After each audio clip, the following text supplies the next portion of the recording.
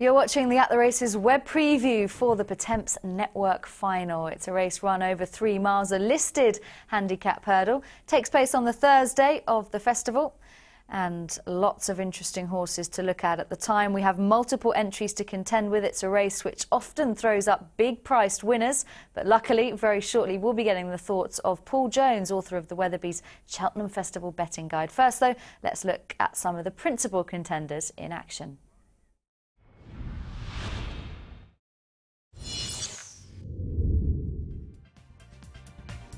Racing down now towards the final flight, and Seafood in the lead now, being chased by Courage, Supreme Carolina towards the near side, and then Gold Patrol, and on the run up now towards the final 200 yards, Seafood. Courage is rallying over on the far side. They're racing inside the last 200 yards, and it's Courage now who's come through on the far side for David Casey to wear down Seafood, and at the finish Courage wins it.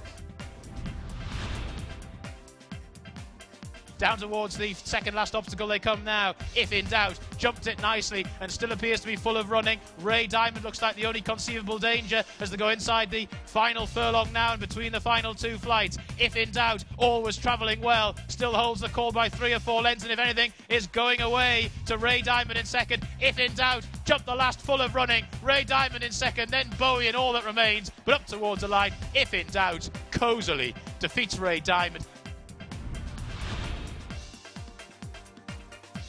Inishman is back in 5th, under pressure 6th to Bishop Looney as they head for the final flight.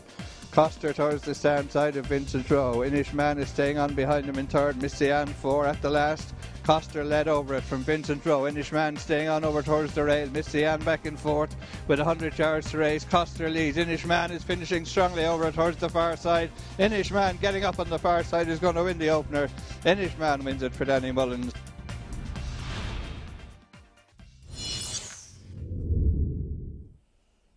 Well, that's some of the principal pieces of form we're going to take a look at with Paul Jones, author of the Weatherby's Cheltenham Festival Betting Guide and also our statistician on the At the Races mega site. We've got some key horses to look at there, Paul. It is a tricky one for punters, so where do you start? What's the first thing you're looking for with this race? Something that stays very well in a 24-runner, 3-mile race. Actually, they've gone quite slow a couple of years. Not last year, but the previous 2 years was slowly run races, surprisingly enough. But something that's been around the block a few times has done very well in this race recently. I think 6 of the last 8 winners were 8-year-olds or older, and you wouldn't see that very often in big handicaps. Interesting, looking through your stats guide, the Irish haven't had a great recent record. They have had some placed horses. We've seen a lot of the British trainers prevail, but the first horse we're going to look at is Irish trained, running at Leopardstown here, finished 2nd in one of these qualifiers for this race. Seafood. Seafood, well, this is well, they only used to have 1 qualifier in Ireland up until 3 years ago, when they now have Punchestown as well, and all 5 winners of this race, unsurprisingly, therefore, ran in this race. A couple of them won it, and Seafood's all but won this, and he tried to do it by shooting clear. It was about 5 lengths clear at one stage, and he's won a very game second there. He's going to be off about a £4 higher mark than his Irish mark, but the interesting thing about that race was, I think about the next 7 or 8 horses were all held up, and he was the only one who was up in the van, and you saw the way he was plugging on there. He's trained by Desi Hughes. He's been put away for the race since, and Desi Hughes has won this race with Owlart, so I think he's really interesting. OK, we're going to take a look at If in Doubt, who comes from the Hobbs Yard. He's got several interesting entries in this. Fingal Bay is the one that's been touted at various preview evenings and in the media, but he runs this one for JP McManus, hopefully. Yeah, he doesn't look streetwise enough for me. He looks like a big, gawky maybe even further marathon trip horse in time. I'm not too sure he'll have the know-how to win a race like the Pertemps Final. He's second in the Lanzarote, not bad effort. That was a good effort in the Lanzarote. That form's obviously worked out well. Safir Daru has come out and won the Welsh Champion Hurdle. I think the 3rd, 4th and 5th were all last time out winners in the Lanzarote as well. I just worry about whether he'll be man enough against proper seasoned handicappers over 3 miles.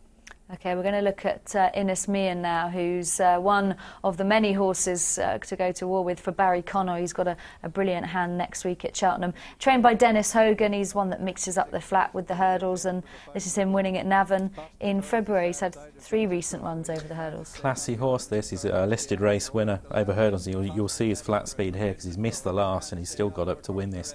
And he had to win this race, basically, to get into the Pertemps Final, because he qualified when he was 3rd to Jetson at Punchestown, but that still left him probably about a good £5 or £6 short of getting in. So he had to win this race to have a chance of getting in. And as you can see there, he's done it despite missing the last flight, and I think he's really interesting. He's always had a good, big reputation. He started second favourite for the Ball Sports Hurdle when he fell 2 years ago. Whether he'll fully stay 3 miles, I suppose that is a bit of a doubt. But if he does, he's got the class to be a factor. Yeah, he's just getting his jumping together. It was a lot better that time. You mentioned he fell before, but he can put in the odd error, can he? He can. I suppose the Pertemps Final is quite a good race for a not brilliantly slick jumper, on the basis that it takes place on the new course and there's only 2 flights of hurdles in the last 7 furlongs. So therefore, flat ability comes into it a lot more than it would do on the old course.